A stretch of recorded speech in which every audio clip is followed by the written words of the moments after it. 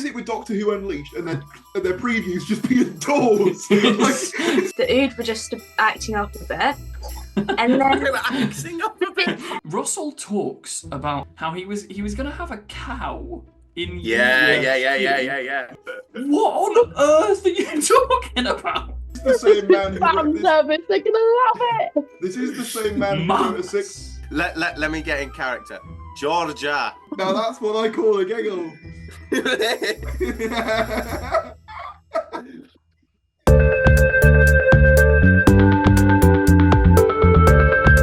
Hello and welcome back to this week's edition of the podcast. Now, guys, I'm gonna do this really spontaneously, as if this isn't attempt 2 at recording the intro. Okay, I've got a new name for us. Oh, what might it be? Oh, my curiosity is piqued. It is. It's a name suggested by many of you in the comments section of the last episode. But for this week, and maybe for the rest of the time, we are the Who Crew. I hate it so much. I don't like it. To me, it's a little bit American. I think you know. I love American. American. Yeah, I think we should just have a running gag every week where we come up with a new name. I think that's been the running gag for the last 3 episodes. I'm saying we keep running with it. You know, we could. The only thing with that is, I would like this podcast to appear in search results at some point, and it would be nice. It would be nice for me to be able to say in a video, our podcast, insert name here, because at the moment it's our kind of not yet named podcast. Yeah. All right, What insert about- name here. It's genius. Have you ever seen those? This is probably a very obscure reference, but there's these shorts where Dumbledore just renames the Hogwarts houses every week, and he's like increasingly going mental. Anyway, I don't have a clue what you're talking about. Someone might know what I'm talking about. And if you do, let me know. What about a little joke with the coming fate of Doctor Who? This will not be cancelled.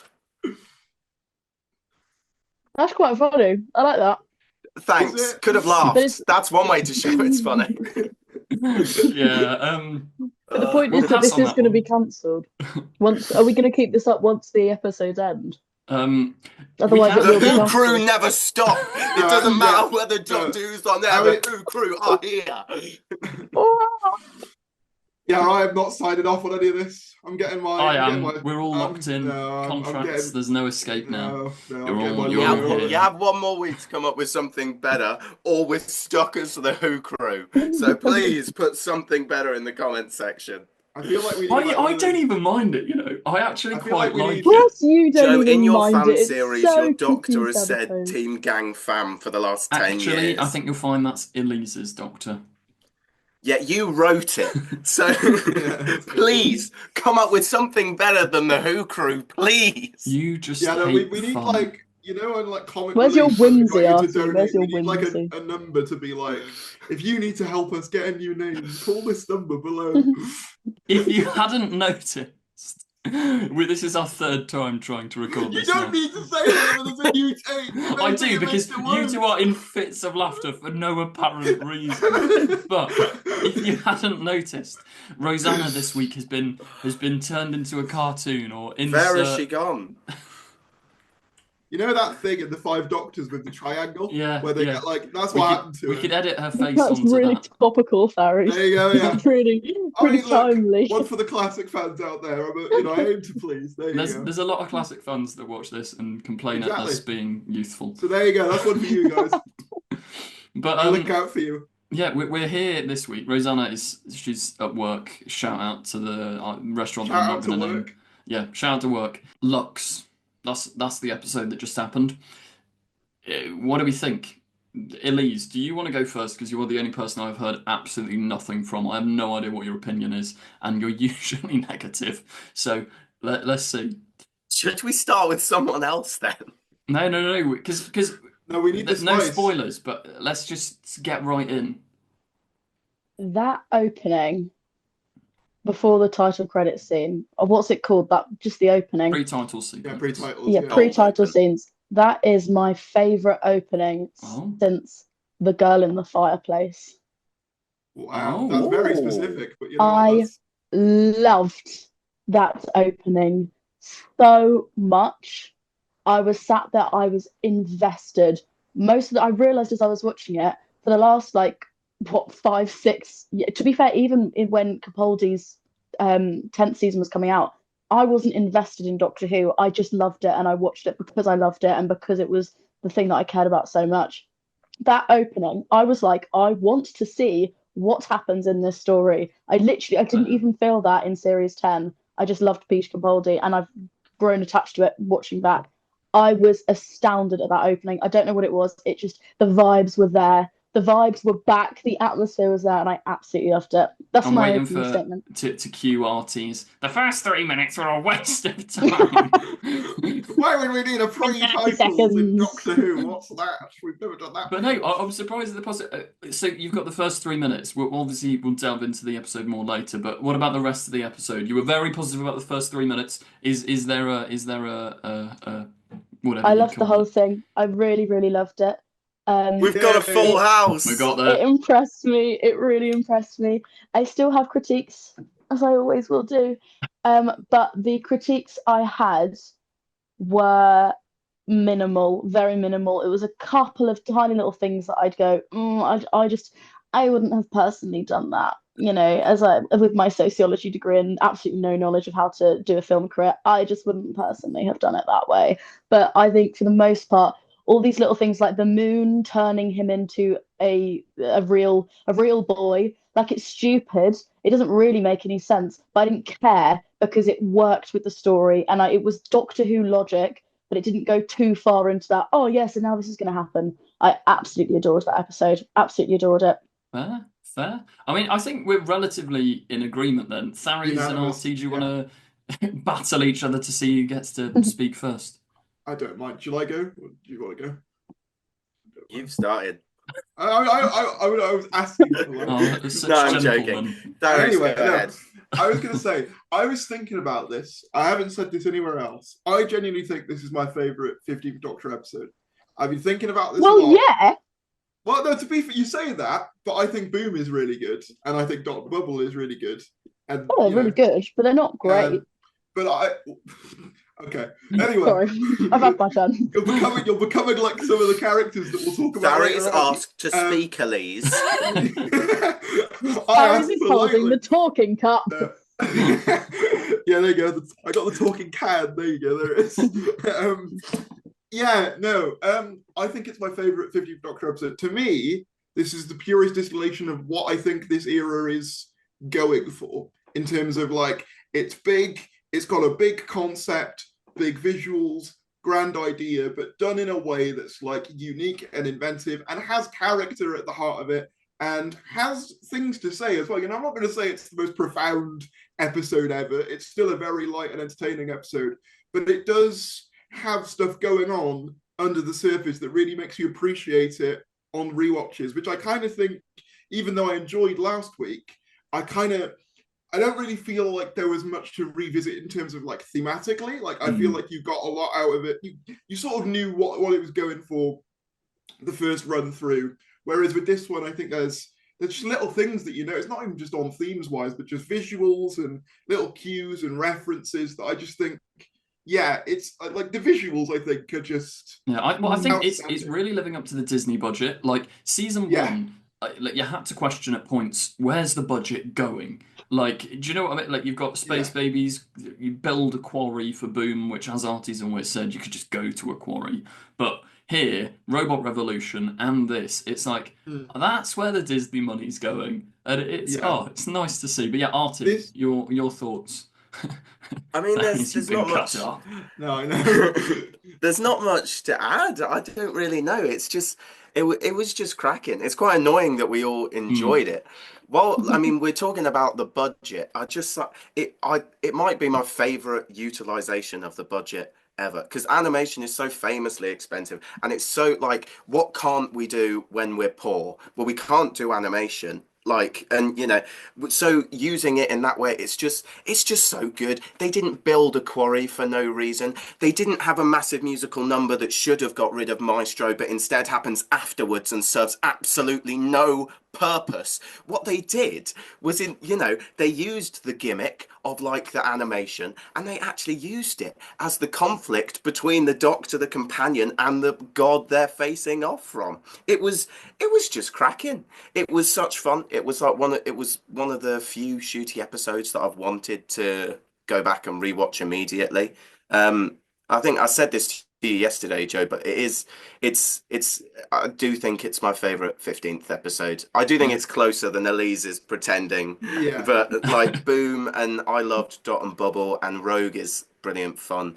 But it was just great Doctor Who. Also, actually, the one original point I want to make that no one's brought up yet, it's not original, it's just you haven't mentioned it. Shooty in this series, since Joy to the World, Shooty revisiting the character is so much better than series one.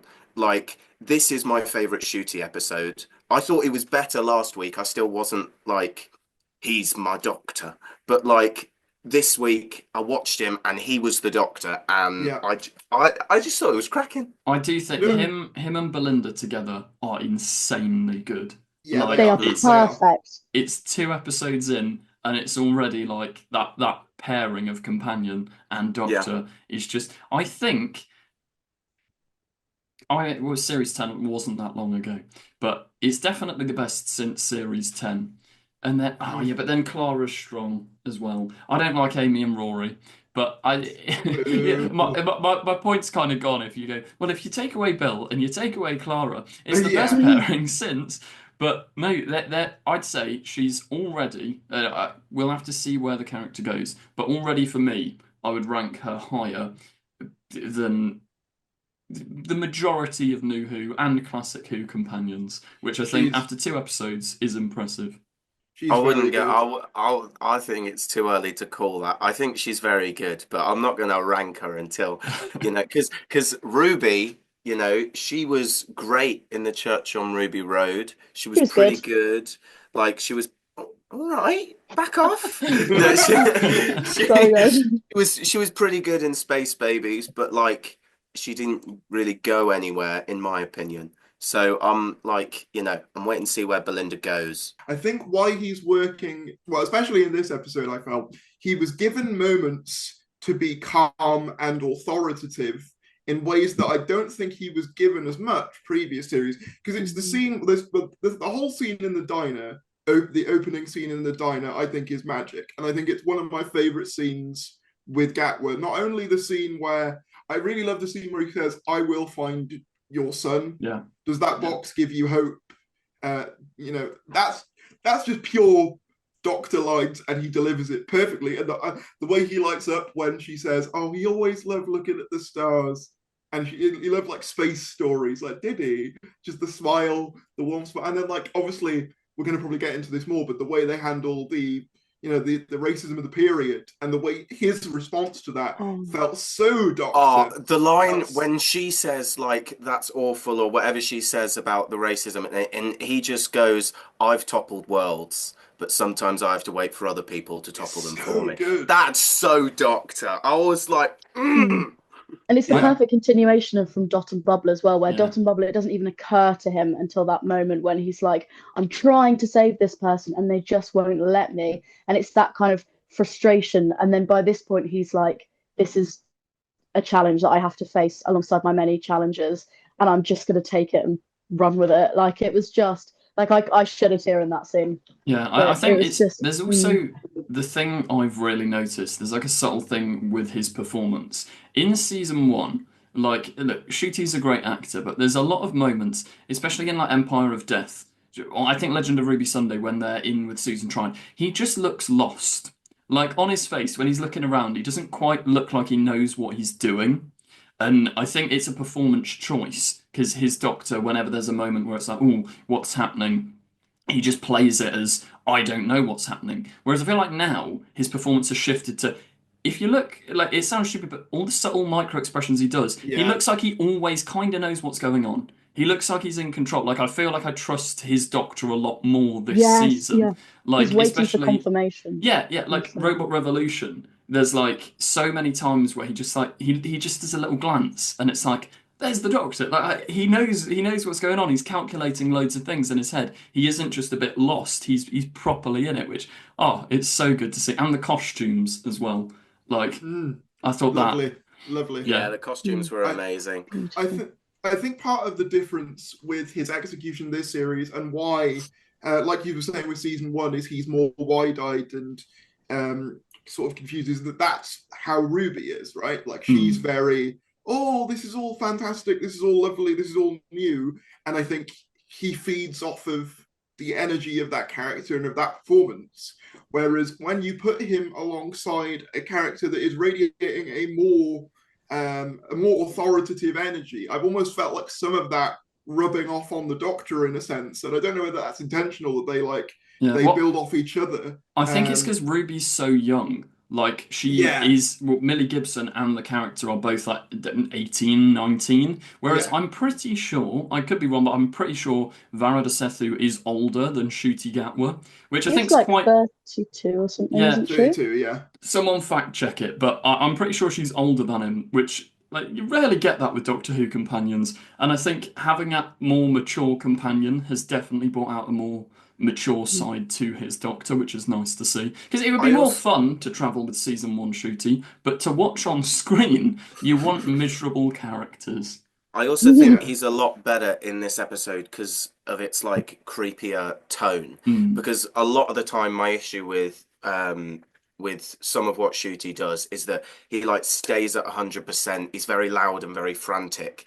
Like that's where he started to lose me in Robot Revolution. Like he says everything just sort of shouting sometimes, but because of the creepier tone of this one, it's all like stripped back. And it's like that scene in the diner, he's just talking very quietly to what's her name in that first introduction scene to the God of Light. I actually can't remember his name. Lux. But Lux. yeah, okay. In that first the introduction episode's title. scene, he's not panicking because it's all about intrigue. And that scene where Lux is introduced is just awesome. Yeah. I mean, let's talk about Mr. Ringerding. Like, Yes. what That's a the name I good was trying to remember.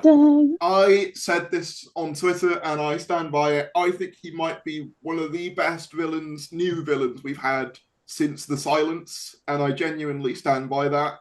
I think What about Tim Shaw? You're trying your best not to make the Silence joke. No, but genuinely, one of the most inventive concepts we've seen, executed fantastically. I mean, Russell has said, I think he said in an interview, this is one of the ideas he wanted to do first go around, but they never had the money to do it. I think I have my little conspiracy on this. In the Giggle commentary, Russell talks about the original plot for the Giggle there was no toy maker. It was about Stooky Bill being a puppet that wants to come to life, and he steals the Doctor's regeneration energy and he turns the Doctor into a puppet. And I was like, it's Russell's plagiarized himself. The episode he wrote and then didn't use, he's gone, let's make it a cartoon, which I think no one else seems to have picked up on that, but I'm pretty sure that's, do you know what I mean? I think I hadn't picked up on that, but I think you're probably bang on. I think like it's one of those things where it's sort of, so much of what this episode does could so easily have been done badly. Like there's so many pitfalls when you approach a story like this. And I mean, we kind of saw it last year with Devil's Court. I like Devil's Court, I gather, more than some people in this call do. But even I can acknowledge it gets a bit messy in places. But this is kind of, to me, feels like the perfected, distilled version of what Devil's Cord was going for. It is like Devil's Cord, but better. And I think what was good about this one is it didn't have to contend with trying to like the Devil's Cord has so much. You had the Beatles as well. Like if you're trying to do justice to the Beatles while there's this God of music, while there's this, while it's a new Doctor, while it's a new companion, it's like there's way too much going on. When you've got a more established Doctor, like sure, there's still a new companion here, but you don't have to deal with the Beatles. The guy who was in the cinema of what's his name? Reginald Pye. He was brilliant as well. And I loved like normally side characters in Doctor Who are like, they're fine. But his little romance thing with his wife. I genuinely was like, oh, bless him, you know? I really And was. Tommy Lee, I wanted Tommy Lee's mum to get her little boy back. I was Yeah. like, I'm with you, I'm invested in your story. It was so nice to be able to relax into an episode and not be like, oh, I liked that element, but just to go, I'm sitting down and I'm watching Doctor Who and I don't Yeah. feel the Mm. need to be like, oh, if they'd just done this or why have they done that? Because the pacing was on point. And every step of the way, I'm like, I'm with you, I'm following the story, and I'm in the world. Like, you've got me. I'm hooked. I'm in your universe Yeah, with you. I'm always writing notes when I watch the episode for the first time because I just need to make my videos quickly, money. But I found myself He does it towards for the passion. For He the passion. doesn't do it for anything else. Look, if I was in Doctor Who YouTube for just the money, that would be absolutely insane because, as Thary's can attest, Yeah. it's We not. listen. We would get way more money if we were all racist. So I'm just going to say that right now. You know? Maybe I'm that's not saying, the best thing to say on stream. No, but it's not wrong, is it? Like, well, The title of this podcast is "We Will Not Be Cancelled." What I mean to say is that the right wing side of like YouTube gets so like it's so Yeah. easy to crank out those type of videos. So yeah, we don't make as much money as I think a lot of people assume. which but- goes for Thankful. all the people in the Yeah. comments because I still get these comments where people are like, You're paid by the BBC to say Yeah. nice things." It's like, shut up, you're just miserable. That's where the budget's going. It's going Yeah. low.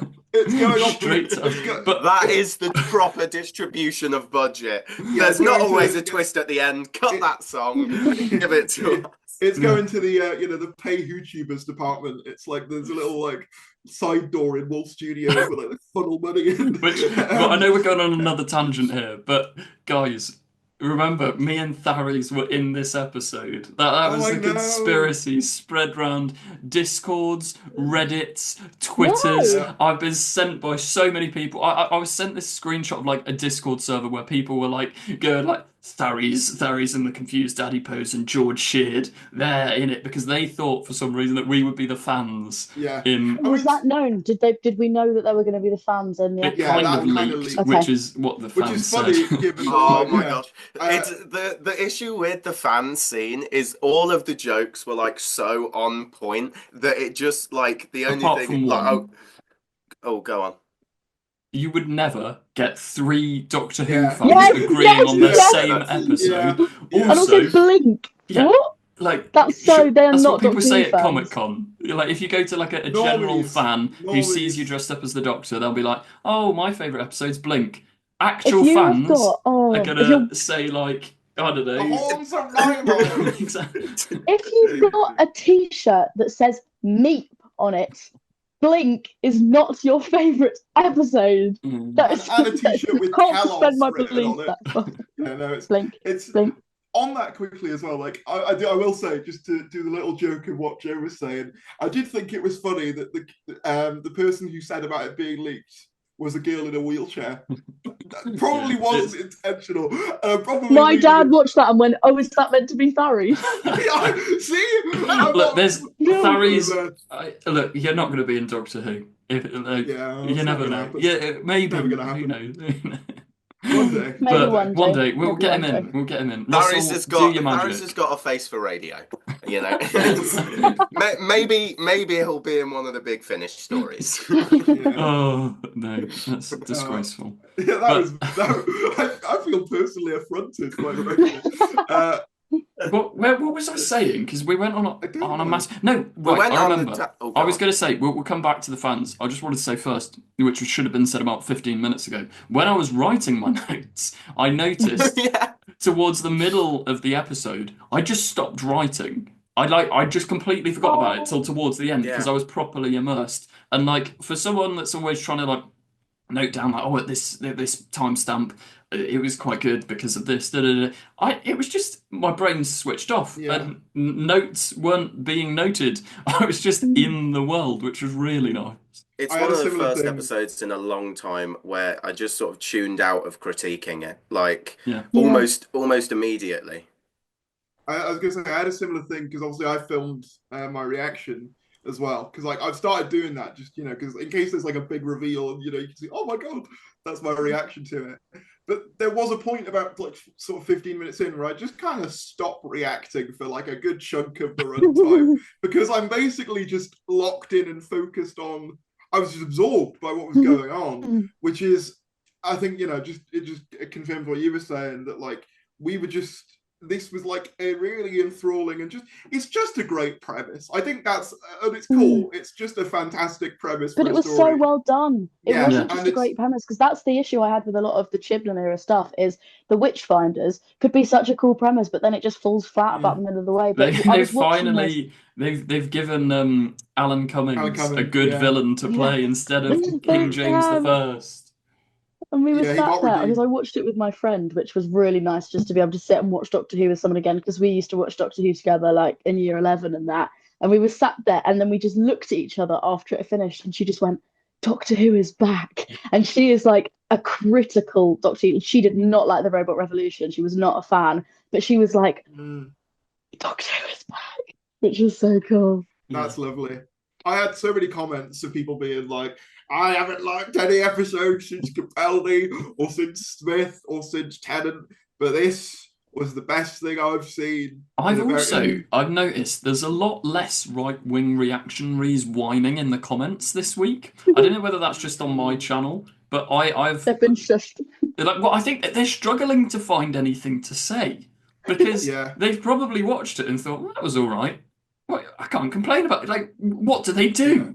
Hopefully implode or something, but I think you're right. I think it's interesting because, like, obviously, I know that with Robot Revolution, it's a bit more controversial, or at least like opinions a little bit more divided on that one than this one. This one seems even more unanimous than last week, but even last week was seen as pretty decent. And I've noticed just like the things that they've had to critique, as in those people you're talking about, seemingly are getting thinner and thinner. They really are just kind of, it's the scraping of the bottom of the barrel to be like, well, what about this? Which I think is an indication that by most people's standards anyway, for the majority, this series has been off to a good start. And, which I think it is a real shame. Obviously, overnight viewing figures don't show the whole picture, but like that's the only thing that these people have to still keep harping on about is the viewing figures. And I think it's such a shame because I just want to like shout at to all the people that I said, oh, watch season 1. I'm like, don't watch season 1, watch season 2. It's actually good, I promise. Because like as we discussed it in our first episode of this podcast, but the amount of people that all of us said, go and watch Space Babies, it's going to be like, I think that will go down as one of the biggest blunders in Doctor Who history. Not because it's a bad episode, but just because it's not the right starting point. Like, I said this last week, and I think it's even more true now. I wonder where we would be if this was the starting point last year. I do wonder where we would be. Because I say that as someone who I think likes season 1 more than the majority of people. I think it has a really good, solid middle run. And I think it has a lot of good, episodes and ideas and stuff. But like, I can admit, that opening episode and that finale, which are the two things that people are going to be locked in and focusing on the most, didn't deliver what they needed to deliver to get people on board. They just didn't. And I mean, Robot Revolution, you can have your critiques of, but I think it's a much better, at least showpiece of, this is a basic Doctor Who episode for normal people. This is what Doctor Who is like. Whereas Space Baby sort of isn't really that. And then you've got this one, which is essentially just everything Devil's Cord was trying to do, but perfected, essentially. Like everything about it. Even the God concept, because I saw a lot of people, because one of my big things was, I don't like how the gods have been being defeated. Because I love the gods as a concept. I love the pantheon as a concept. I think it's really cool. But when you look at like Maestro, it's like, they play a chord outside and then she's gone. Or like with Sutak, it's like a dog leash. Do I even need to, do I even need to bring that up again? Don't start. And then, when I saw him briefly in that little flashback bit, I almost turned it off. I was like, no. You were seeing red. No. But like with this one, obviously I know that it's left more ambiguous. But to me, the idea of him being absorbed by too much light was threaded in well. Like, it made sense because he hadn't gone outside. And just little things like that. I just felt there were more attentions to detail in this episode that, like, I guess, haven't been as present in previous ones. Even like I think it's the other because it's so meta as well, and it deconstructs the narrative. Things that we'd normally go, that was a bit cheap, like the film stock being explosive. That because they acknowledge it, it gives it that like a was great. complete free They straight up called me out. As soon as he said that, I was feeling so smug. I was just like, "Oh, so that's how this epasode's going to end." And then she said it, and I was just like, "Fair enough, Russell. I do apologize. I've become smug in my old age." I do feel like I've used up all of my oh, you should watch it coming back though, you should watch it coming back. Because I was out last night and people will often the starting point for a conversation with me is they'll come up and they'll be like, Cybermen or something, and I'm like, yeah, I like Doctor Who, well just done. That's scream it me. at you, No, scream they it do. at you They'll in the middle of the just road. sometimes they just list things they know. I know a guy that will just come up to me and go, Weeping Angels, and I'm like, yeah, that's another one. Well done. But That's how we he should he start the podcast every week. Just open up with Cyberman. Anyway, it's how a lot of my conversations start when I'm at the pub. And he was like, oh, so Doctor Who. And I was like, have you watched the new series? And he was like, I haven't watched any since you made me watch the babies talking. And I was like, no, you have to trust me. You have to trust me with this one because I know that people would love it. But then I was sat in the pub with my dad, and someone was like, "Oh, so how is Doctor Who going these days?" With people that had maybe watched a bit of classic, but not any of modern Who, maybe not since Tennant left. And my dad was like, "Oh, well, it hasn't been good that." But today's episode was quite good though, and I was like, Melvin Collins, Yeah. that hasn't liked Doctor Who since like 2015, has just said what to go and watch Doctor Who episode. What's happening? Though he did still prefer 73 yards to this one. Yeah, I wonder. I wonder if this is like an issue with how they've started back from one. Because, like, when a show is unnecessarily long, like, I don't know, Grey's Anatomy or a sitcom, people don't think, oh, I have to have seen the whole thing. They just sort of tune Yeah, in. But because they've that's so true. restarted, like, it's much harder to convince someone to, like, start at series two of a series than it yeah. is to get them to just join in on this series that's kind of endless and the seasons mean nothing. Because if people started watching now, I think it could be a really popular show. But it's why, as I said a minute ago, Space Babies is I think it's the biggest. It will be talked about in video essays for years to come, as this was the moment that like they all made a massive oversight. And as I said, I want to stress it's not the quality of the episode because it's not that bad. Do you know what I mean? Like it's quite You're fun. just There's wrong some nice place, wrong character work. time, basically. Yeah, Wrong it place, just wrong time. it's like as my grandparents said last week. I'm Like really they sorry, like I've got to nip to the loo. Okay. it's quite Ow, suspicious that oh they're both shit, ow. leaving at the same time. They actually No, I live in just the same realised that I house. was sweating and I was like, I'm going to put some perfume on because I know when Ione comes in, she's going to go, oh, you stink, and probably walk away. No, it's as I was saying, like with my grandparents last week. The general public will watch Space Babies and go, "That's a bit weird," and turn it off. Like it's not the quality of it. It's just I it's not a think starting point. Whereas to Robot get Revolution and this, I feel like that's in. Do you know what I mean? It's normal yeah, enough that the general public can yeah. get on board, and it's To still give zanily Doctor Who.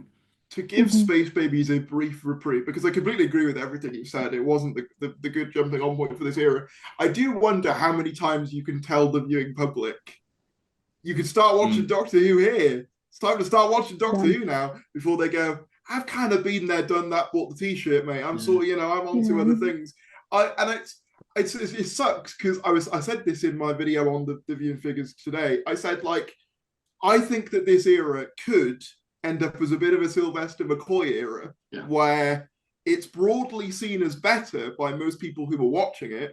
But that's the thing. A lot of the general public are like, well, I'm not really bothered anymore, which sucks.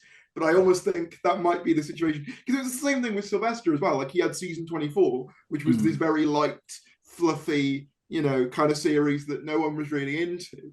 And then, season 25, you get Remembrance of the Daleks, Greatest Show in the Galaxy, all these stories that people absolutely still rave about now, but no one was watching. And I can't help but feel the parallel there to a certain degree. Yeah, and I think as well you can see within the show getting more meta because you can go and check it out on the channel right now, guys. But I made a video about the meta stuff and all the fourth wall breaking and how I do think it's like the gods of Ragnarok and all of that in Greatest Show in the Galaxy are supposed to be like metaphors for the BBC sitting on high, and the Doctor has to perform for them. And if they don't like what they see, they terminate him. They get rid of the show. And I Oh. think that's Similar to going the to be Absorbaloff. How? what? I like the What, Absorbaloff. the Absorbaloff? I'm sure you The don't look like Absorbaloff. that. No. Oh, we're going to get controversy. I'm sure you don't look like that. No, that's a comparison which a couple of people have made, and I think it's very, very harsh. Very harsh. Well, I like the BBC, and I think you're being harsh comparing the gods of Ragnarok to them. Well, no, but that's how it was written. Oh, But point is, I think back when they were doing all that, I'm just- this is like the modern. Yeah. This is the modern reimagining of it, and I keep saying Gods of Ragnarok are going to show up at the Interstellar Song Contest, and they're going to be. Do you know what I mean? I think they're going fully Judges. meta with this. Also, here we go. Right, the spoons conspiracy. I've been excited for this. What have you noticed about all the gods so far? Maestro got noticed by the drop of the spoon. And Lux got created by the spoon. How and did I'm the Doctor trying to defeat think of Sutek? Took that spoon off that woman. Gold spoon. Interesting. What about the toy maker? I can't remember. I don't think he did. He doesn't even have a harbinger. He doesn't count. Um, But I don't think Russell had thought it through by They, then. they should have had him be defeated with an egg and spoon race. That's But should have been what they should have done. you've then got let's who's Mrs. Flood, guys? Who's Mrs. Flood? Well, if I refer you to Time and the Rani, the Seventh Doctor plays the spoons on the Rani. The Seventh Doctor plays the spoons to the gods of On the Ragnarok. Rani. He literally Yeah. just goes up to her and He like, does. taps her on the head Oh, with okay. the spoons. And Rude. the gods of Ragnarok as well, who he has to appease, representative of the BBC. He has to play the spoons, whatever, to get There's her a attention. spoon in Love and Monsters. Stop trying to make love and monsters. Also, pavement slab Stop that gets trying to make- assaulted, but we're not. But so you've got this weird connection with spoons throughout the entire. Every time there's a god or the Rani, there's spoons, right? Now, what did Russell say? This full credit to whoever commented it on my live stream. What did Russell say is a phrase from episodes 7 and 8? I I don't don't know. fucking I try know, not but to it's a remember. knife theory. Isn't tables don't work like that? Tables don't work like that. Tables don't set themselves. Oh, That's the second half of the sentence. Tables Right. don't set themselves because for some reason there's spoons. You're cutlerying I- through to the subtext. Oh dear. I'm gonna gloss over that. Ugh. Might have to try and I reckon. Yeah, what Catching it up means- with you you're for a serving these second. puns on a plate. I reckon what it means is the next god is going to be Spooky Spoon from Exactly. from Number 6. That is very Mr. Ring-a-Ding-like, Yeah, to be fair. There is I'm the Mr. Toymaker, the Ring-a-Ding. god of games, Lux, the god of It's a light. shame. and Spooky It's a Spoon, the shame god Alan of Rickman's cutlery. gone. It's a shame Alan Oh. Rickman's gone because it'll be a great way to end the series. Just, I will cut your heart out with a spoon. Have none of you seen Prince of Thieves? No. You're all bad people. Watch more films. Oh, I feel like Artie, like- you have a little fan club in the comments. He You understand does. what you're saying. We've got no clue. You should go and start a podcast with them. They're like, You should What he genuinely, prays you to should do is genuinely spread watch into the Robin Hood. audience. You should genuinely watch Robin Hood, Prince of Thieves, absolute classic. You've got Morgan Freeman, Alan Rickman. Who is it? Kevin. Kevin. Not Kevin. 16 years. Look, It's like a bit in a look, do you want to talk about Doctor or can I go in the on bit of about Journey Prince of said Thieves? binary. The meta crisis. But Oh, but also that reminds me, Non-Kevin. Regeneration. I think by Generation they made a deal of it in this episode. I think it's They going to did. come back in some form because he do you know like why is there a little bit left over? Why is he talking about Yeah, I by generated? That was one of my Well, complaints, initially, actually, I but I'm thought- happy for that to be rectified in the future. Mm. initially, As long as you're happy with it. Initially, Yeah, I thought the just reason to let they Russell did it know. was just so that Lux could see the energy and be like, oh well, I'm going to use that to like power himself up. That's why I thought that scene was there. But I did find it interesting that they specifically call it bi-generation energy and not regeneration energy. That is notable. If he just went like, this is a little Time Lord trick, it'd be like, oh, okay, we've seen that before. But he specifically is like, bi-generation. Yeah. So I don't know what it will be, but it will come back to haunt us. Back up, 16th Doctor, here he comes. Oh, do you reckon they would bring him back? They've got to. They will at in the some finale, point. I think. I feel like it's got to be like. It's a shame because it's someone else. Do. Artie is unavailable. I think they have to, because otherwise he's just this unresolved entity, and I feel like they should tie up Unresolved. I feel like it's quite. He's given like the happily ever after. That's like he's there. No, but that's like saying, look, shut up. No, but it's like the thing that's unresolved is when there's dangerous stuff happening on Earth. Why is DT just chilling in my apartment? He should be helping out. Like he's having tea with Wilf, killing gnomes. Like they have to. It was gnomes. Whatever. Oh no, the new Romeo and Juliet is going crazy. But they have to tie him up in some way. Right. Someone else talk. Oh my god, Elise, you were trying to say something.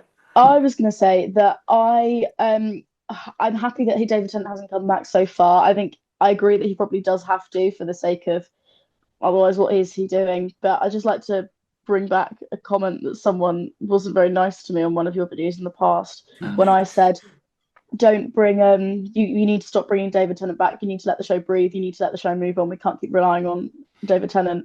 And one of the commenters was like, Blondie doesn't know what she's talking about. More Tennant, full stop. To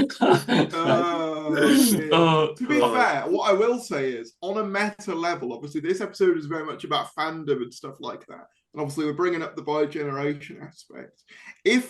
Because I don't think the meta stuff is done.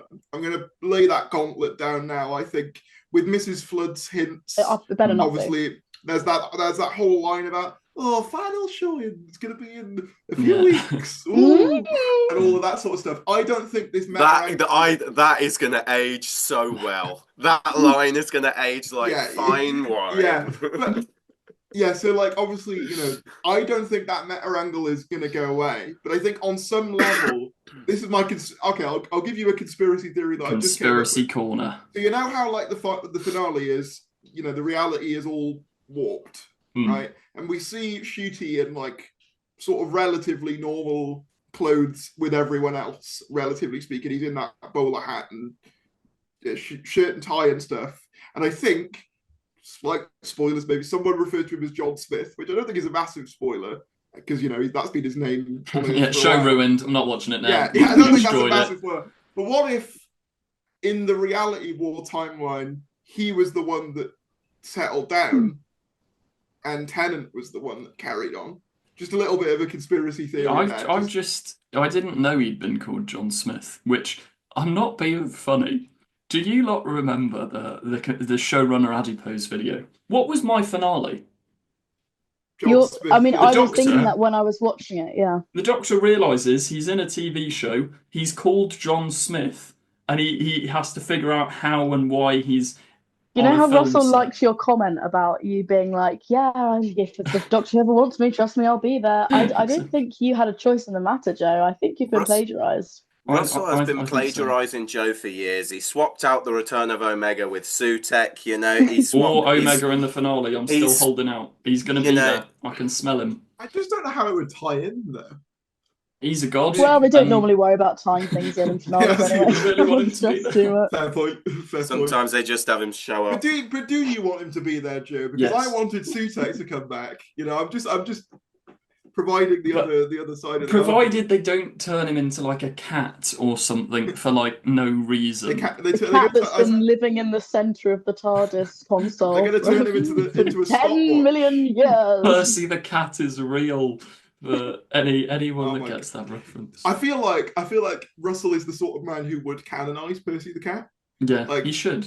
He should have said that the cat that died in Robot Revolution was Percy the cat. That's what you should have done.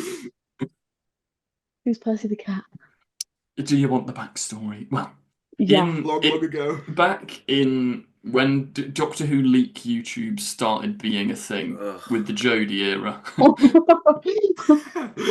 the legendary George Sheard, Ace Creeper, was like the pioneer of these Doctor Who Founding leak father. YouTube videos. Yeah. The founding father. And there was this thing spread around for ages that the 13th Doctor's companion would be Percy the cat.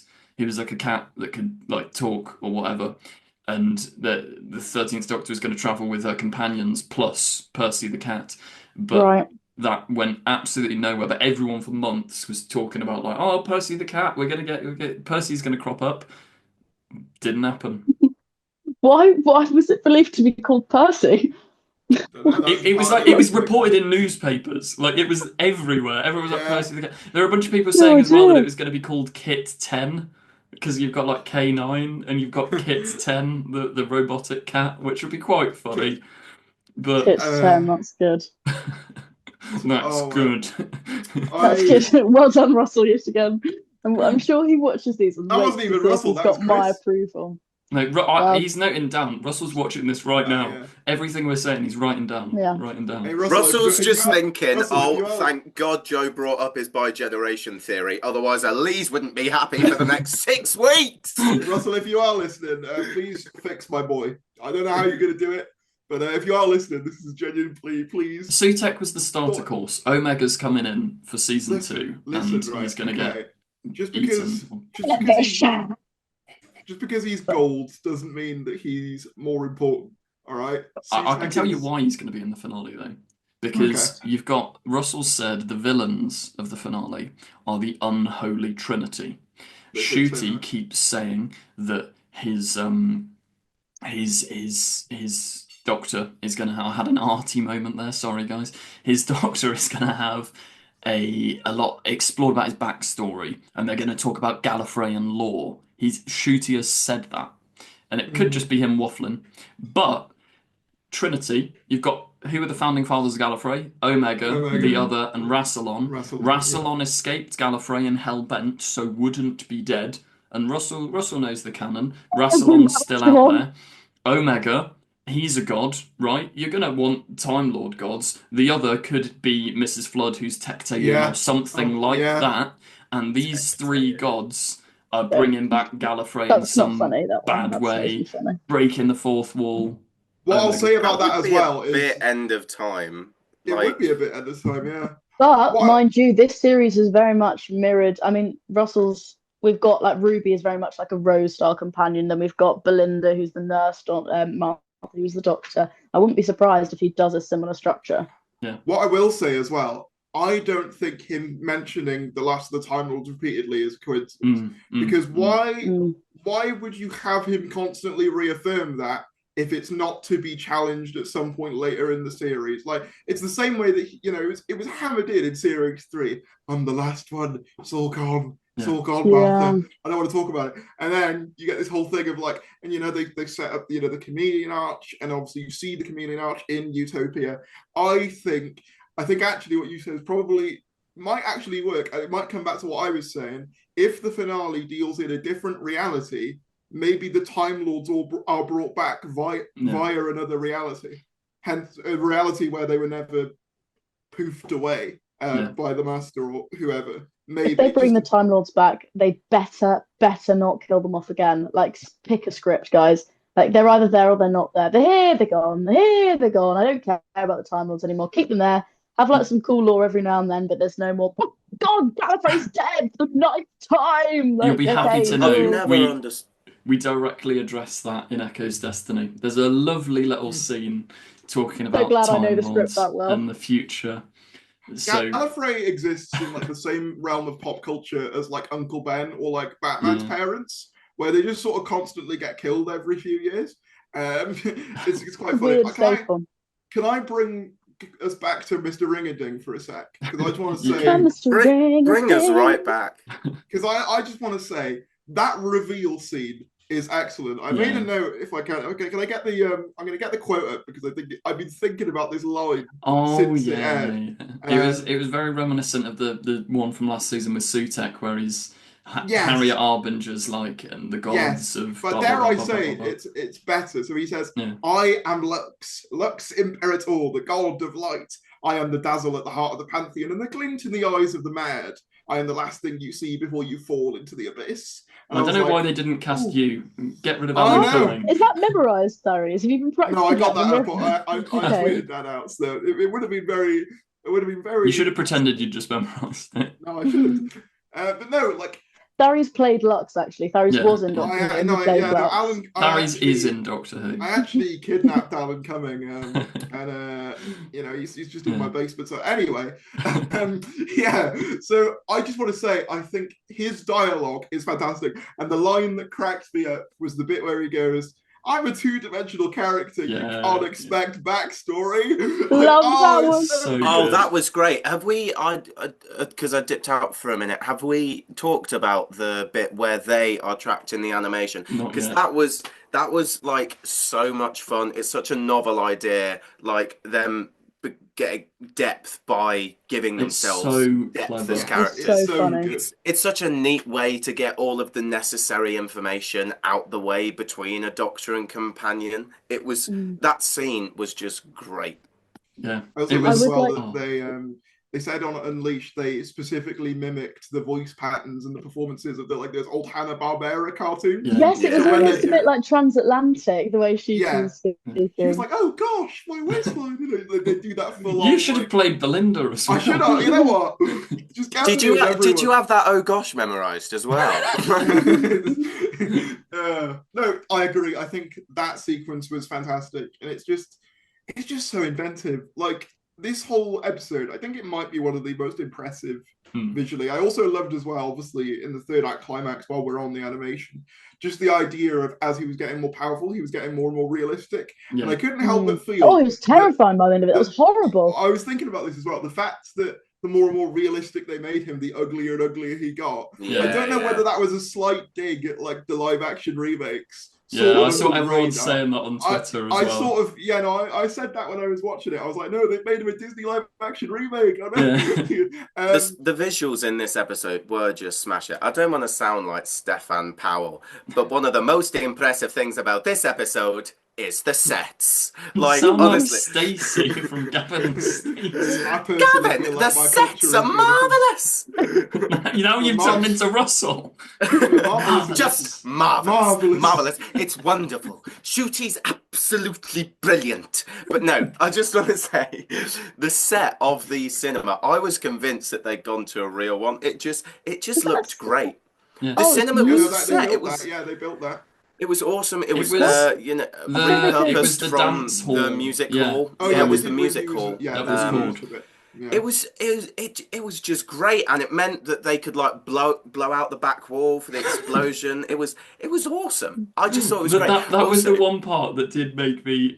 I was a bit like. Obviously, it's got to work for the story. That's really not that deep. But when the wall blows up behind him, would it really be? Surely there'd be something behind that wall. Do you know what I mean? Like in a cinema, you wouldn't just have the outside world. No, they show. They show that there's the wall. They show that there's the wall, and then behind the wall there's a room, but it also blew out the wall behind that. I suppose. It's like a passage through. But it just felt like surely someone would the Doctor would have got lobbed in there with a brick and started regenerating or something, which really isn't that deep. This is the most nitpicky thing ever. When he's being held up by the tape in what is the same music hall as Maestro, if you look at the behind the scenes and it being quite similar to Ruby being held up, Millie Gibson, she was on wires. She had a cool experience on set. In the behind the scenes, Shooty stood on a massive foam slope, just sort of awkwardly, just like that, pretending to be in the air. We're acting as if he's in the air. But even though this episode looks fantastic and it does look visually good, I think because it's pushing the limits, it still has some of that Doctor Who charm to it. Because I know Rosanna said last week that Robot Revolution was sort of too polished for it. I think this one has a good balance. Polished. Polished, yeah. I think this one has a good balance of where it's like it's very polished, but also you kind of get, they're deliberately mimicking that like 70s Hanna-Barbera slightly stilted animation style, and obviously with Mr. Riggeding going for like the whole 30s kind of thing. And like I love the bits where he starts to go crazy, and like he does that thing where like his eyes separate.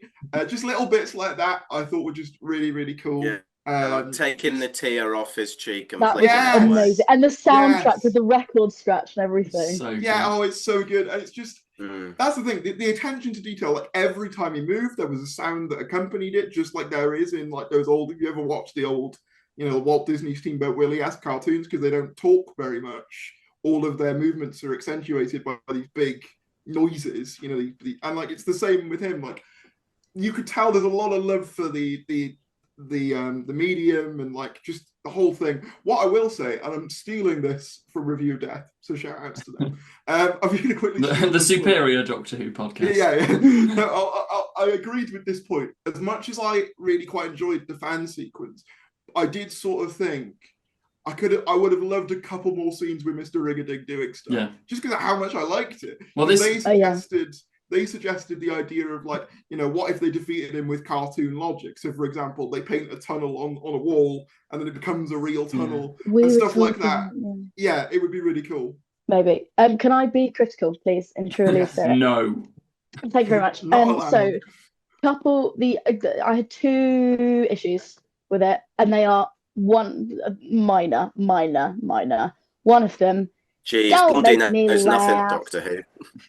Don't make me laugh. Like, I get why they were doing it to get the giggle in, but it just felt a little bit too shoehoorned. I don't know. It was just so many times. Hard disagree. I liked Aggressive it. I really liked it. Why was he saying don't make me laugh? Why? I thought that was a really natural way of integrating it. That was great. It was. I liked the fact that he went, "Don't make me laugh," and then he laughed, and then the Doctor was like, "Oh my god, it's a giggle." But before then, I was like, "It's just a bit." I don't know. But that's my teeny tiny critique that I was like, it's just a bit. But animation, I wish they had stayed in that animated world a little bit longer. I would have loved that. Yes, with the cartoon logic. I really wanted to see someone bump their head and like little birds fly around. I would have loved to see them running and they're like, but we're not moving. The background's just changing. I'd have liked to see something like that where it's just a little bit more of that, because I the trailer really pushed that, like, my waistline is tiny, like that scene where they become animated. So in my head, I was going into this thinking like at least half the episode is going to be animated. I wasn't overly disappointed that much wasn't, but I would have liked another scene. I said this to Artie after watching the episode, but I think what you really needed, to make Mr. Ringerding a bit more of a threat, because he was threatening, but by the middle point of the episode. But I think to make him more of a threat, to get more action, do more animation, there should have been a chase sequence. So he should have followed them into the cartoon. You know how he goes past in his little car?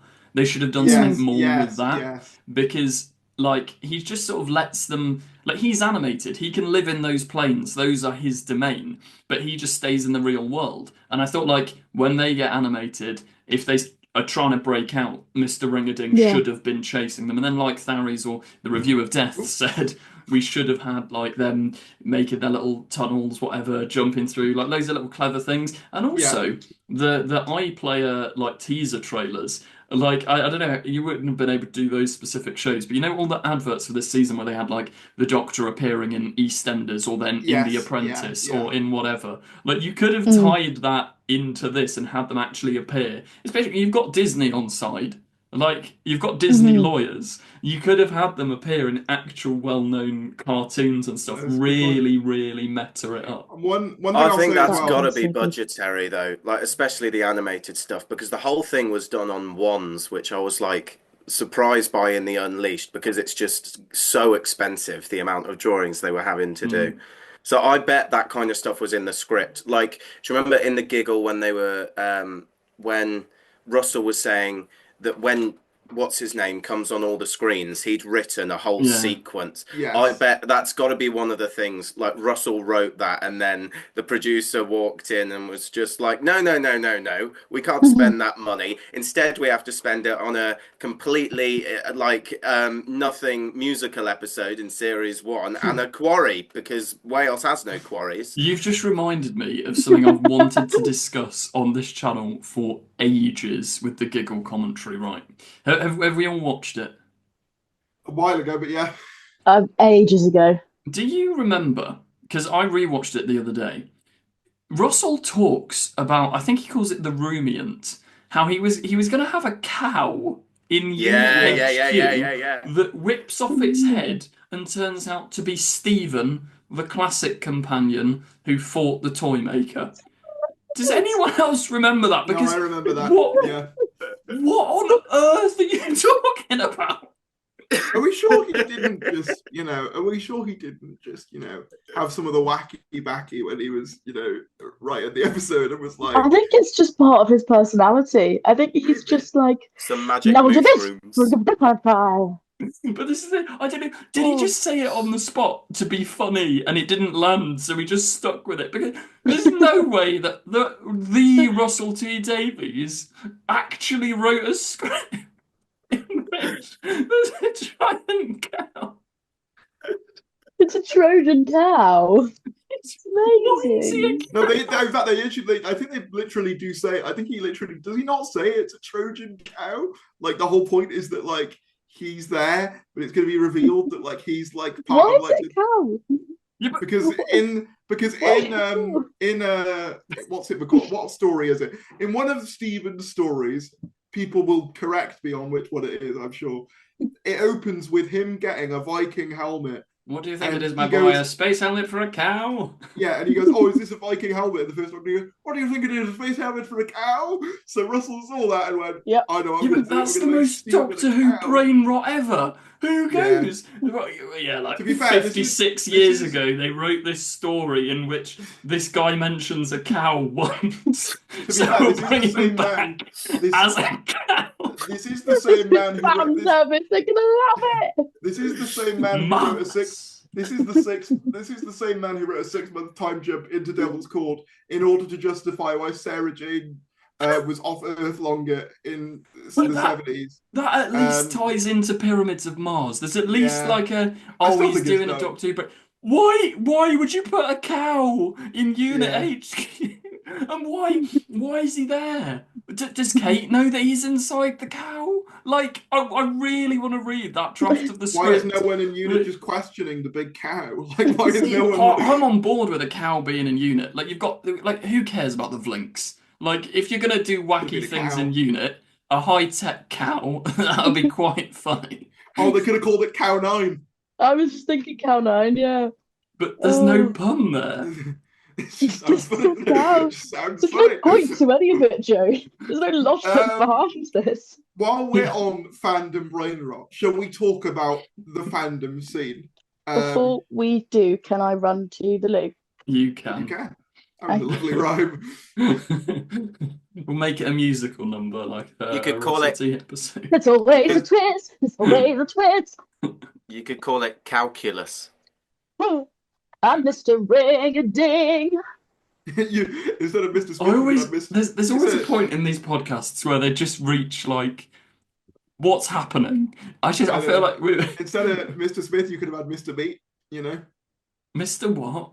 Mr. Meat, because he's meat, he's beef. Mr. Is that the joke you're running with? Is that it?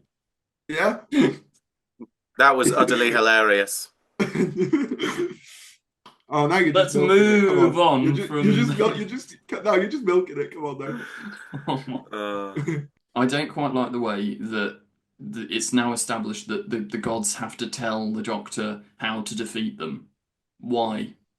Oh, I thought that was strange. Yeah. Like, Why? especially, so there are two god rules that I wasn't a fan of in this episode. The first one, I don't think every god needs a harbinger. I mean, the Toymaker, as you say, didn't have one, and harbinger here was literally just thrown in kind of for the sake of saying it.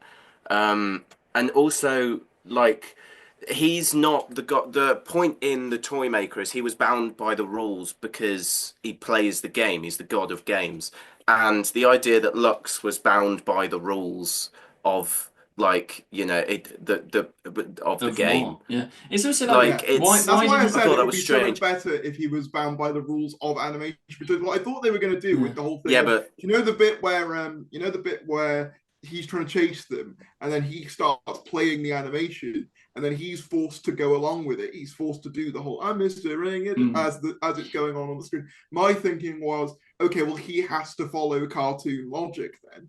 Like that's what the rule is, but it sort of just isn't. And I wonder if there was maybe a scene in there where that is, like we were saying earlier with the them going into the film, where that was expanded on potentially. I think that the gods thing is really cool, and conceptually, it's, I think, exactly what the show needs at the moment.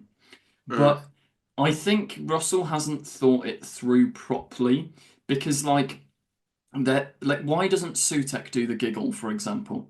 Like all the other gods do. Is he's the serious one? He's like, no, I'm not doing that, cool, mate. And they're like, go on, he's too go cool on. The TARDIS. I don't want to. He's like the little emo teenage kid. Yeah, I'm not doing the TARDIS emo. groan What? that Sutek makes the TARDIS do is just the slow motion. To be fair, wasn't it in the giggle that the toy maker was afraid of? Yeah, but see, this is the thing that doesn't make sense either. Like, what they all work together, but Sutek is the god of all gods. They say he's the god of all gods. They say he's part of this pantheon, but he's been sat on top of the TARDIS. So when has he gone to the board meetings? Like, yeah, that's a good point.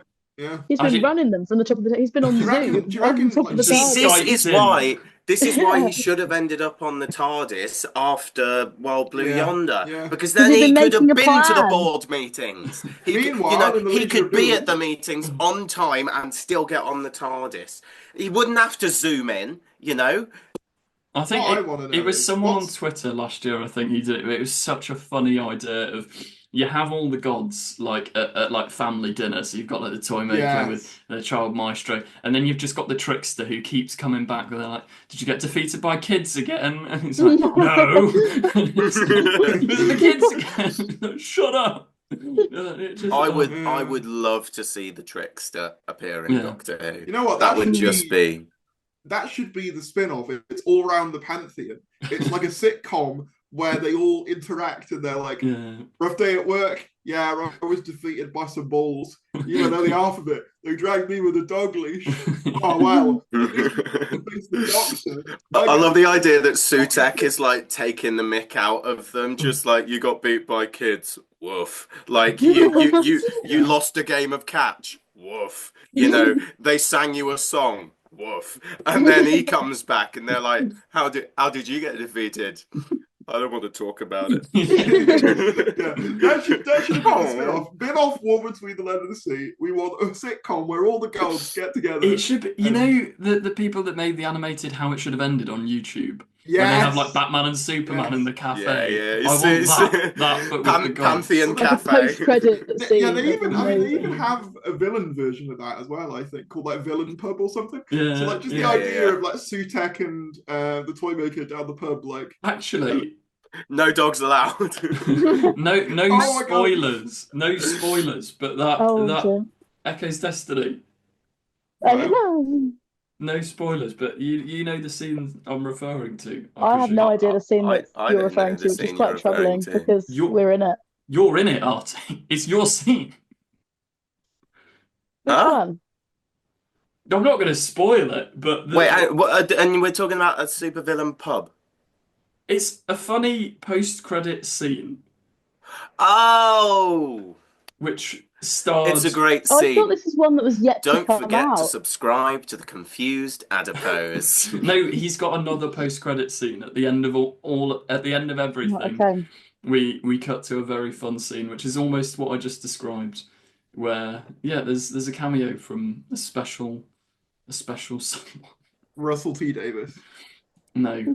I've made it sound like it's a doctor. It's not a doctor. It's a Look, It that was doesn't matter. Anyway. that was a rubbish plug. Woof. Oh my gosh. Anyway, Can we talk about the fandom scene? Because I feel like that's the big thing that a lot of people are talking about. I swear we've talked about it three times. We did talk about it. Yeah, we talked about it. Oh, go on. The only thing I wanted to add is I do feel that scene went on a couple minutes too long. Yeah. My one slight one slight thing. I would have watched that for hours. Like, I think that was what I was going to say earlier before you talked about the bad importance and the weird scenes, Artie. You wanted I'm not less saying Belinda it's important. introductions, 3 more minutes to sat on establish the sofa. character. I'm not Too saying long. it's important. Right. I'll Artie rant incoming. No, I'm not 2 going minus to 3. rant. I'm going All I to was log gonna into the say- premiere just for this moment so I can see how people are responding and I can see what everyone's saying. What was your point going to be? No, We'll give you the chance. you don't deserve it. I'm heartbroken. Anyway, before we get on to the next Tom trailer, does anyone have any final thoughts? Because we've got to read some of your guys'. Actually, no. Can we have our special guest? I'm sorry it's not Mel. I can tell you Melvin's thoughts quickly. Go on. Yeah. Go on. We want to hear. He did not like the fact that Chuck Berry was played in the costuming scene because that song came out in 1956, not 1952. But then this is the man that refused to enjoy the Devil's Chord because the Beatles' haircuts were 5 years too early as well. He was, as I said, defending it at the pub.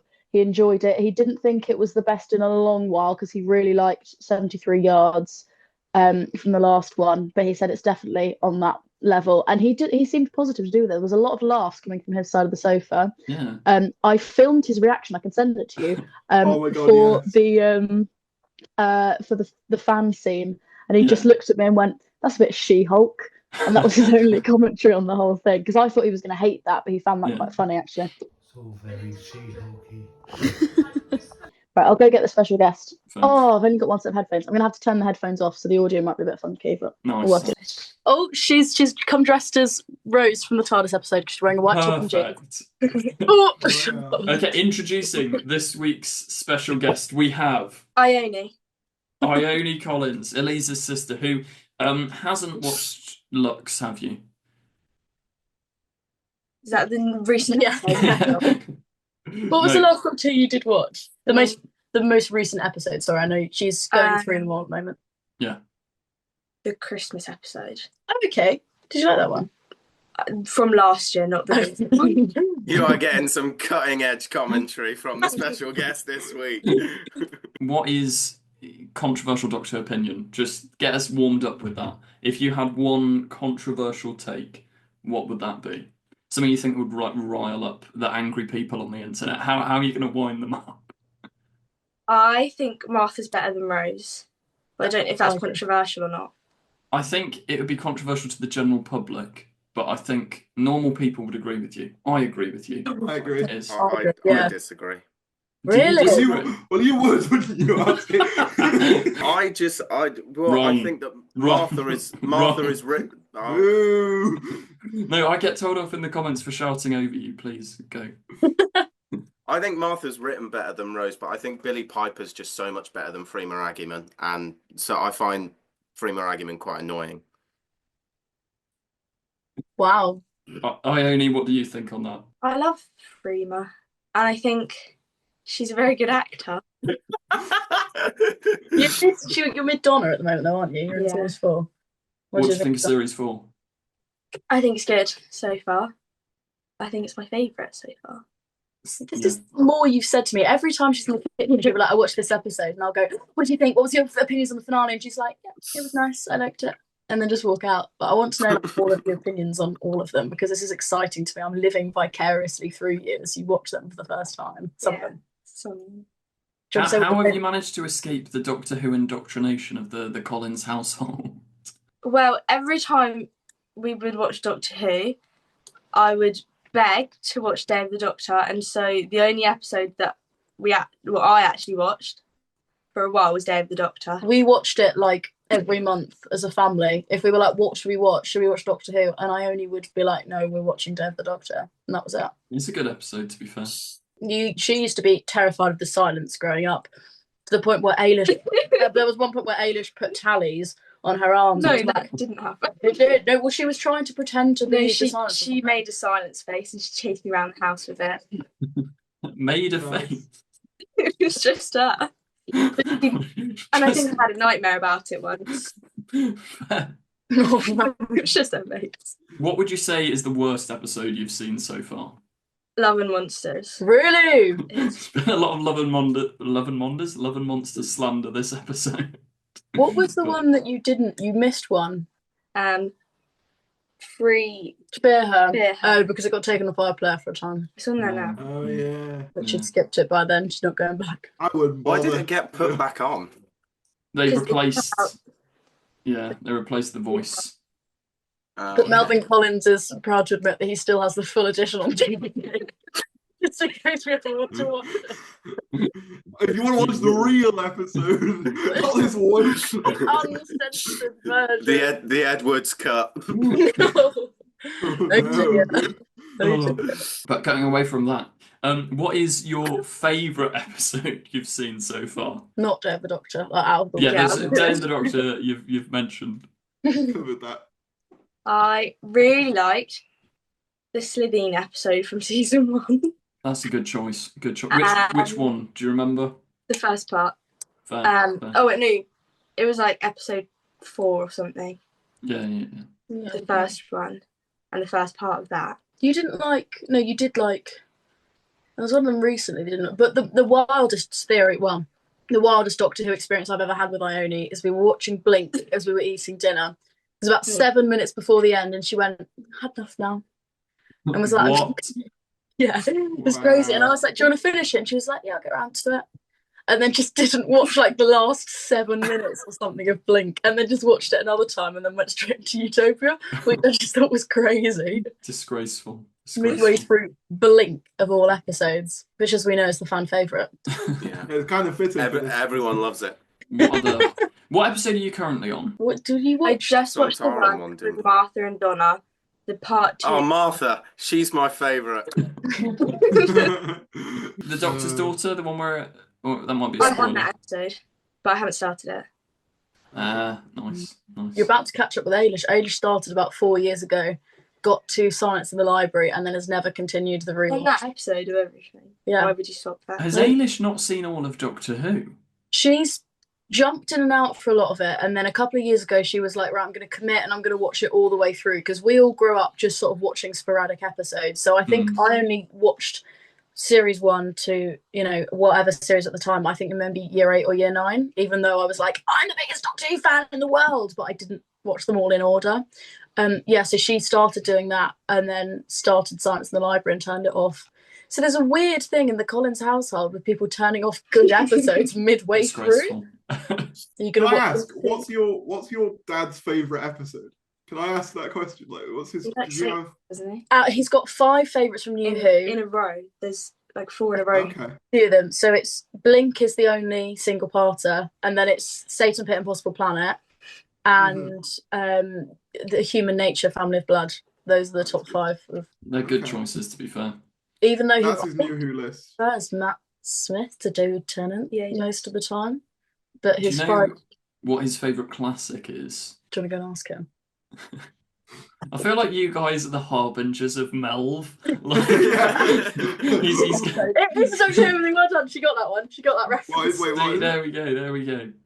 Has I she, don't has she know. watched season 1? Oh, she watched some of. Has she seen The Empire of Death? She will definitely watch the first part. I Tell me don't not know to if watch she the watched rest. part. Ailish watched all of season 1, I think. I I'd don't be know. really intrigued to see like a more casual fan's perspective of Sutek the dog. Well, I will say my mum liked it, and she had no frame of reference. So George hated it. He said, I don't know, there's loads. Oh. And then I said, what's a good one, any? And he said, Death to the Daleks is a good one.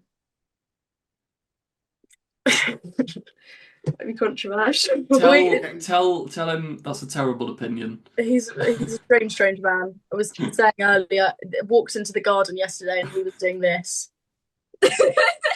What are you doing? Throwing beams for the birds. To be fair, you can't trust Joe's opinions either because he doesn't like the Impossible Planet or the Satan Pit. So I think that's crazy. I don't- I didn't like them much either. Really? There we go. There we go. whoa, It's how? outrageous. They're so good. They're not bad, but they're not like. Joe, you have the same opinions as the girl that turned off Blink. Good point. I don't think. I don't know. Why didn't you find them that engaging? It didn't really go anywhere in the first part because the Ood were just acting up a bit. And then They were acting up a bit. Harry. They were getting a bit raucous. I really want you to do a commentary of some of the most tense Doctor Who episodes. Too casual with it. It's amazing. Oh, them Daleks are getting a bit violent now, aren't they? Mm. So the Ood were a bit cranky, and then Which is the Empire of Death. That dog's not very well behaved. have you seen the Empire of Death, the one with the big CGI dog that sits on the TARDIS and sort of Finale whines? last season. No. What did you Don't watch? watch last it. season? Don't watch it.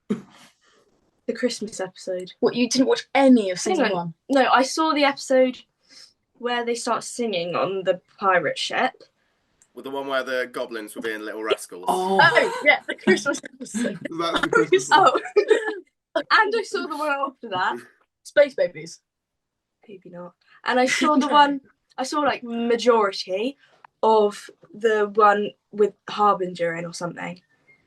yeah, so the the Legend of one- Ruby Sunday. And then, Yeah, like, yeah.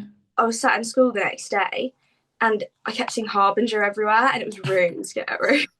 I'd never heard that word before. And then Oh, someone said it and then it was on the board and then it was in a book or something. Oh, It's following you. I told you, you guys are the harbingers of Melv. Melv's gonna come in to the final episode of this podcast.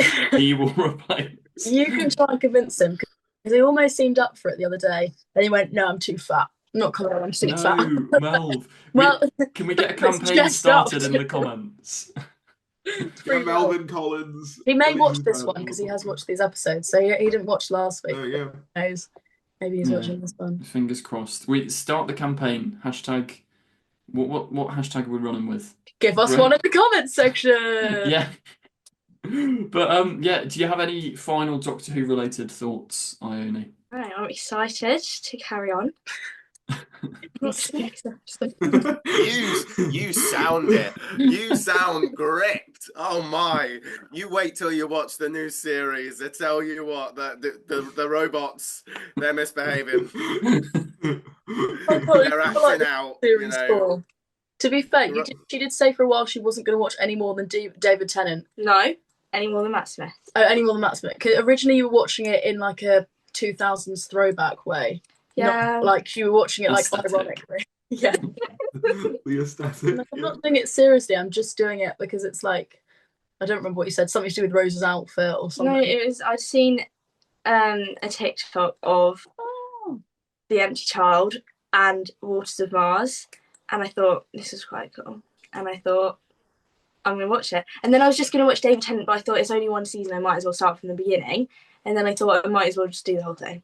There we go. See, I feel like a proper old person that the younger generations get into it through TikTok, which is a good segue into more discussion on Mr. Ringading, because I have seen, which will make no sense to Ione. That's probably a very strange sentence, but I have seen about 7 TikTok edits of him already. I saw as well the BBC account put out a clip of Mr. Rigading, and it has 170k likes on the BBC. Don't make me laugh. It does. I know. Oh, That's from the episode. Yeah. That was Mr. Ringlington. oh But you dear. can probably go now if you want. You're free. You probably go now. You just if want- you want. It's David Tennant in the back. Why is That's David? what the. It's the real David Tennant on this podcast. But I'll tell you The what. good thing, I'll the good tell you thing what. about someone who says, I just want to do David Tennant, is if they're a true completionist, they have to watch all of New Who up until the giggle. That's true. Apparently. And Also, then when he inevitably comes back, get him. To be fair, I will say, looking at David Tennant in the background, he has a bit less depth than I remember. He's a little bit Cardboard cutout voice. he's a little bit two-dimensional. You know. I No, wonder let's if- just linger on this quiet moment. I wonder if Mr. Rigading got to him. Ooh. But I do think it is. Now he's got depth. Whoa. Oh, look at that. I do think. It looks like he's sniffing you now. I'll do like Bohemian Rhapsody. Like, is this the real life? Is this just To all three people still watching this podcast, why? Caught in a landslide. Does anyone show? Shall we read the comments? Oh yeah, do you want me to... We'll roll straight in. Sorry, Joe. That's get the really comments up, scary. Just David just looming. Because Artie is like all the way over Getting in there my personal space a bit. on my screen, and I can just see in the corner of my eye just two heads. It's like... Should I get up the comments? His forehead looks huge. I might not be able to read all. Yeah, and David's is pretty big as well. We've been here a while, and I think some of them are repeats. So I won't read all of them. There we go. All right, from James Austin Harmon. Loved this week. Much speculation. The next week relates to. Oh, we're not allowed to say that. Okay, no, we're skipping that one. Spoilers. No all right. Spoilers. Sensei Wu says fan Tass tick as three separate words. I'm with you. And then Wareham on a similar set. Wareham 03 says a similar sentiment. It just says fantastic. I agree. Yeah, we won't manage to get through all of them because I've only sent a quarter of them. Let's see. Find the most interesting. I want you to read Tal's comment. Yes, I'll get there. I just want everyone to absorb. HC Landereth. People are trying too hard to find fault and making up and end up making 0 cents. It's a 9.5. Fair enough. Oh, I love how I haven't seen what Twitter's doing. Dipping into the well of knowledge. I'm reading coming back up. Did Adam comment this week? I can't see it. Schultz Talon. There's going to be a Belinda fake out death. Ooh. Yeah, I could see that. They love a good fake out death on, or maybe it's an actual death. I wouldn't be surprised. Twice last year. I think they can't. If they're worried that this may be the last season for a while, surely they won't kill the companion at the end. No, but also if they want to get it recommissioned, like then a good cliffhanger, good. Who knows? Kyle Dos Bantos Skongo will return. Well, shout out to Skongo. I haven't heard that name in a long time. Talisa Bella, Doctor meets Skibbity Toilet and rizzes up Dagiat. Look, Tal, come on now, okay? We've known each other for a while, and I feel comfortable saying you can do better, okay? The bar's being raised.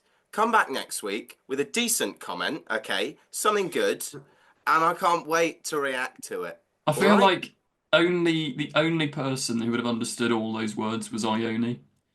I feel like we're too old to translate. Understand. I know what Skibbity Toilet is. That's not something to be proud of, okay? I know I've seen. Don't define Skibbity, okay? I can't believe I just said it. Can we please move on? All right, moving on. I know what Riz is. Riz, as in like. Of course, Joe knows what Riz is. He's got it in spades. What Billy Bowden 04 has left 2 comments. You greedy garnet, Billy.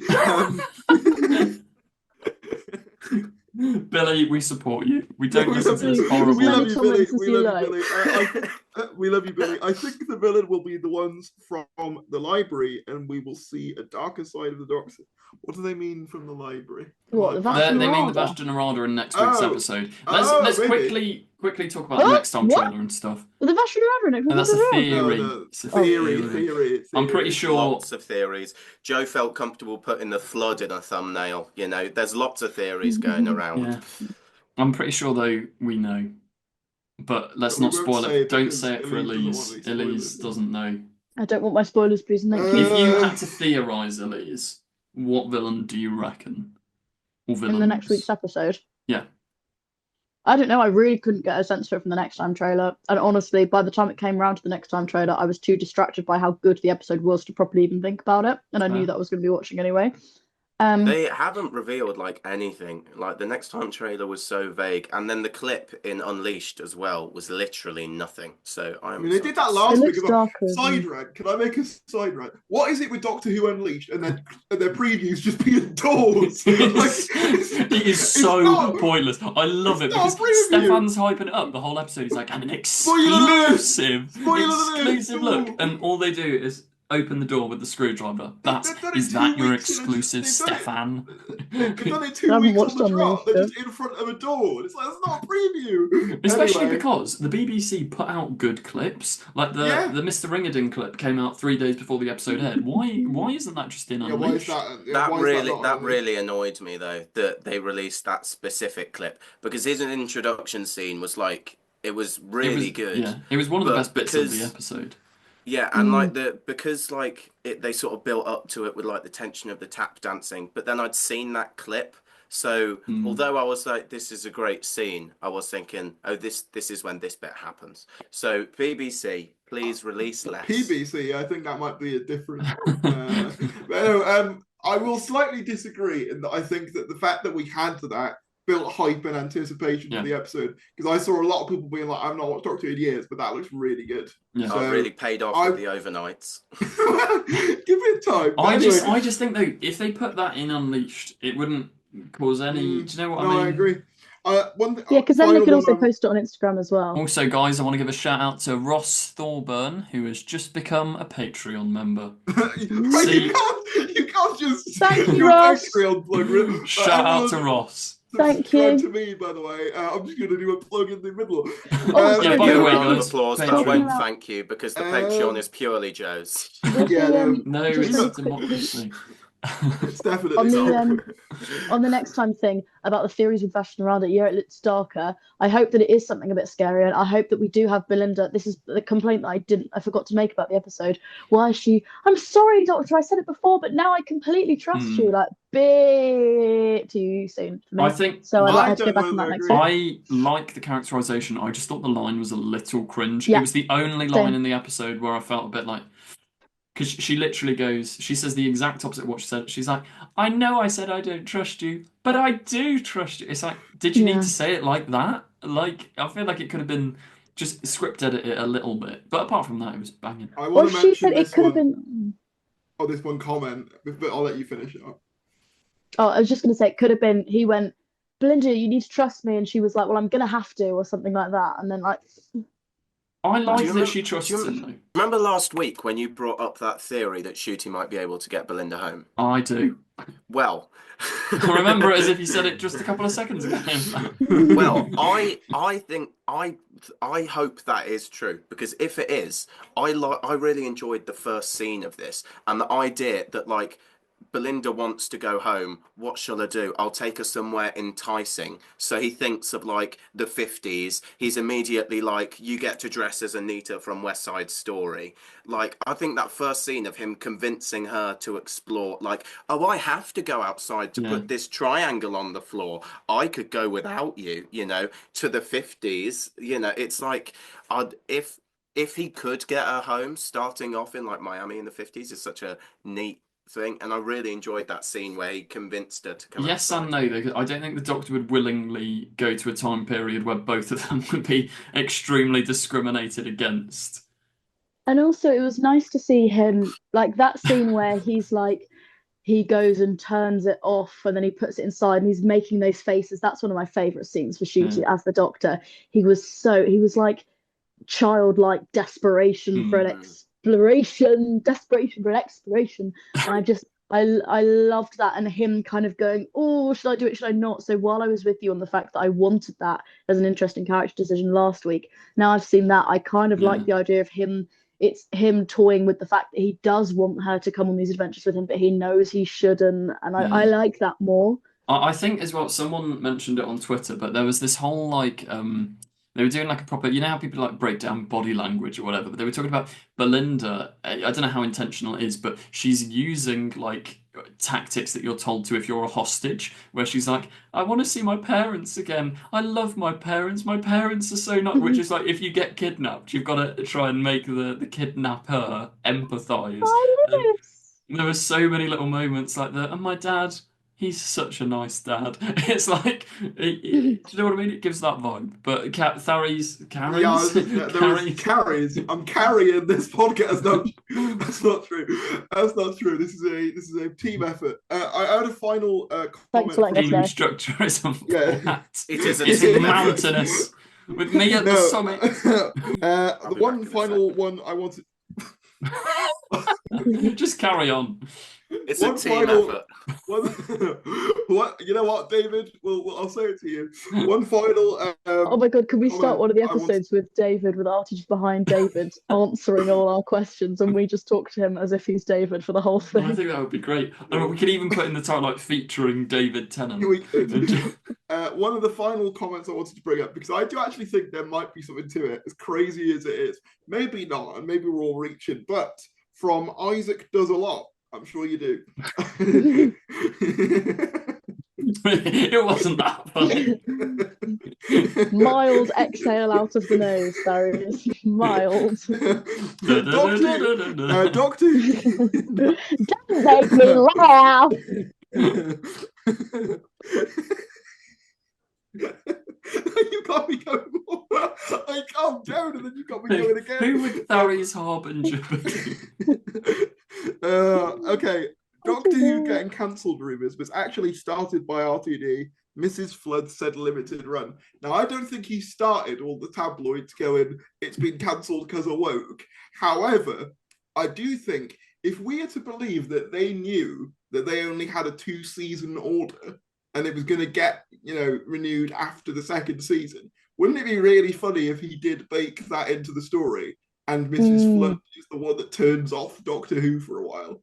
I do think that would be sick. I don't know whether that's actually a thing. It probably isn't. It's probably a reach. Well, if you'd like to know more about that, you'll want to tune in for tomorrow's Confused Adipose video discussing whether this has all been an elaborate ploy by Russell T Davies and Bad Wolf Studio. If that's true, if he's writing the show, if he's writing the show around the idea of it being cancelled, I really hope he doesn't go down the road of, I think it was called Heroes, but like there was this show in the 2000s. It was called Apples. It was something to do with apples. The Apple Show. The Apple.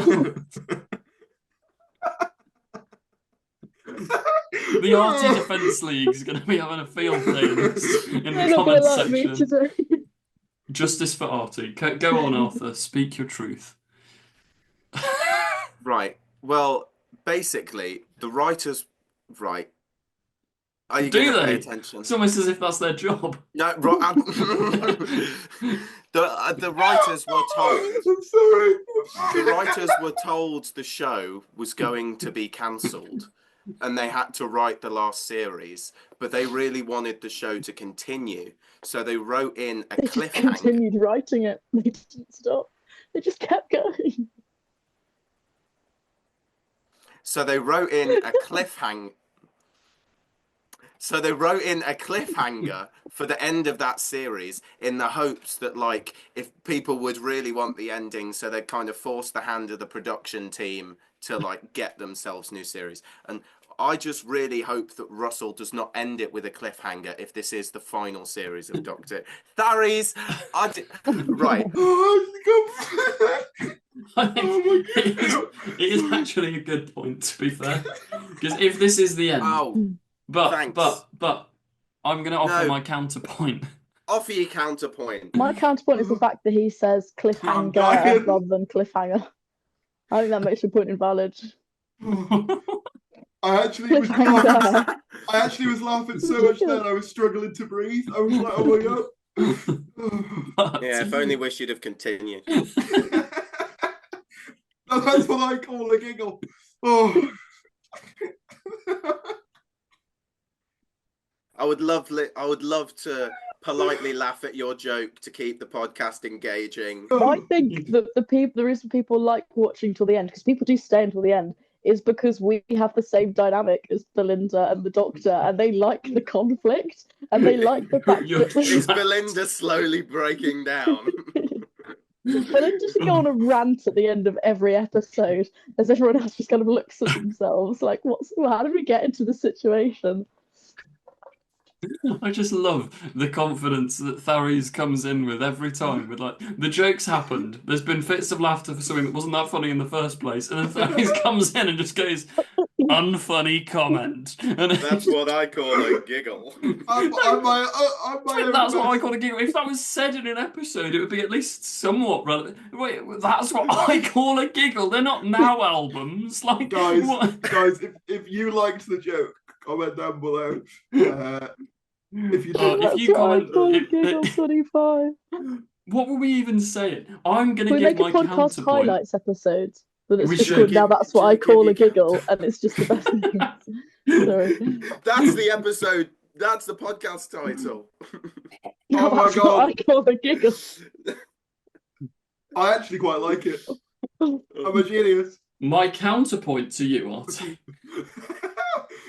I would like if it does end on a cliffhanger, because I could see, if they are doing a cliffhanger, I think it will be the return of something. Of Omega. Somewhat, There'll yeah. be 3 little chests in some fields outside Coventry. Which is a shout out to our classic fan films, which I think you can find them unlisted on YouTube somewhere. But no, I would like it to be a cliffhanger because for expanded media and everything, Doctor Who has got to continue in some form. And if you bring the show back in 10 years, you could either pick up from like a devastating cliffhanger, which would be kind of cool, or you could completely reinvent the show so that you class that period as like the new Time War. So something went down, the Doctor had to make a big sacrifice, and then we're back with new Doctor, new motivations, new stories. I think to definitively sort of end it would be silly. I think we should be left. It's why I like the end of the classic series where they go off and Seven's like, "Come on, Ace, we've got work to do." I like no, but that's a good way to end a show. It's like when Sherlock ended. It didn't end on a cliffhanger, but it also didn't really Anger. end. It was just like, and then they go off and carry on solving Reminds crimes. me of the. It's like that's what I want Russell to say at the end of series 2 if the show is cancelled. Just go, and then they go off and they have a marvelous time solving crimes. You know when it says the Doctor Simply will return. marvelous. You know when it says the Doctor will return in 2025 or this Christmas, whatever. It should just say the Doctor will return (brackets) eventually. Yeah, that would be quite The fun. Doctor will Just return fingers brackets crossed when the emoji. fans of the show grow up, get some sway in the BBC, manage to persuade them to give them a small budget, and then write a series. Bold of you to assume the BBC And will it's still gonna be be us. around. I do think, to be fair, on the point of, I know we just completely gone on to a new point. On the point of there being a gap, I don't see a gap in the same way as the last one. If a gap does happen, because I was thinking about this, I don't see a scenario where the BBC lets it just sit there for like 12 years while they can. No, they don't let anything sit anymore. It's like Ghostbusters, you know. They thought there wouldn't be another one of them comparison. No, but you know when Ghostbusters, they were like they'll never make another Ghostbusters sequel after they made Ghostbusters 2, and then they made Ghostbusters 2016, and then they were like, well, they'll never make another Ghostbusters sequel after Ghostbusters 2016, and then they made Ghostbusters Afterlife. You know, in this nostalgia soul-sucking culture that we live in, we can have faith that I think though the tides are turning. The nostalgia-sucking thing is wearing off because like look at the reaction to like Doomsday, Avengers Doomsday, and so the people are still hyped, but people are fed up. It's People noticeably less enthusiastic than it and was. like things like Andor are actually doing well. Like it doesn't have to. Like if you look at the reaction from Andor compared to Ahsoka, where like all of Ahsoka is literally just Dave Filoni going, "Wouldn't it be cool if," and then mashing his stupid little action figures together with blooming Zeb or whatever he's called from Clone Wars, and then you've got some alien name, and it's a load of rubbish, and I think people are getting fed up of it. So I have faith. I don't know where we went with that. Is Andor 2 out? Not yet, but the reviews came out this morning, and they're all like 5 stars. I can't wait. It's going to be so good. I need to finish season 1. Yeah, you do. I think that's everything, isn't it? Yeah. Can we leave now? Are we free? What a way to wrap up. I think that's everything. I personally am tired now. I've had my fun. Oh, but yeah, as ever, guys, if you did enjoy, please do remember to like, comment, subscribe. We'll be here every week. Tune in next week Every to the week, Who full Crew. stop. Or, that's what I call. Right, or, no, that's I'm what I here call to a now giggle. that's what I call That's what I giggle. call a giggle. Now that's what I call a giggle. That's like better. I'm here for that. I'm here for that. Yeah, That's but you what I call want giggle. you've got to remember with the title as well. You want something that's good that can. But Okay. if that's the title, you can go, well, we've talked for a while now. What have we learned in the podcast? Not much, but one thing we can say is that's what I call a giggle. Take care, And then everyone. outro music on That the can be side. the Charlie tagline. Joe on the phone. That can be the tagline to the Who Crew. Is now that's what I call a giggle. Stop. Who- As I hate the Who Crew. I hate it. paraphrase Regina George, stop trying to make the Who Crew happen. It's not going to Joe, stop trying to make the Who Crew happen. It's not going to happen. That was very good. Yeah. Thank you. That's I So thought. Now that's what I call a commenters giggle. have It's like one more slang week. from England. Oh. If not, the podcast is being named Now That's What I Call a Giggle. So if you're not on board with that, No. What about You have if we one you week can to call save it the us from Who the Crew, but we will refuse. I think we should revive the Discord server and we should continue having like big conversations, invite all of the podcast watchers over there, and just have revive the Team Gang Fam chat and Yeah. get everyone talking. If on you've that. made it this far, Come over to the Discord. No, I think that would get a little bit too meta. I like the idea that we're separate entities that exist in a screen. We are the read, gods. we read Yeah. their comments. We don't need to interact. Yeah. No, go confuse that with Frankly, Discord the server. comment reading Go. is my least favourite segment. You've never read a single one. You just sit there and whine. Oh, but that. David just looking at him in shame. Sorry, it does look like he's about to sentence him. You know, how with the family of blood, he's like, "You never said a word. That was the worst thing."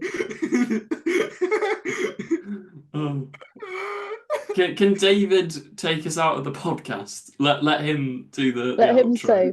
Don't Now forget that's what to I click call a below. giggle. Let me get in character. Georgia. Oh, I would walk 500 miles. Now that's what I call a giggle. Now that's what I call. I'm a big fan of the new go. Shrek casting. It's going to be great. Yeah, I'm not sold on the voice, but the physicality, I see the resemblance. Georgia! It sounds more Georgia. Russian. It sounds I more feel like Russian there's more than Doctor anything Who else. stuff in my background. You guys are all Thank Doctor you. Who-y. Sorry, that was just Right, well, a goodbye, comment. everyone. Thank you for listening to David Tennant does a podcast with the Who Crew. Now that's what I call a giggle. Don't forget to click below and subscribe to the official Confused Adipose YouTube channel. I will destroy you! She's not seen a single episode. No, I've watched your episodes. Keep these sonic screwdrivers. What else am I saying about the film? Don't watch this one.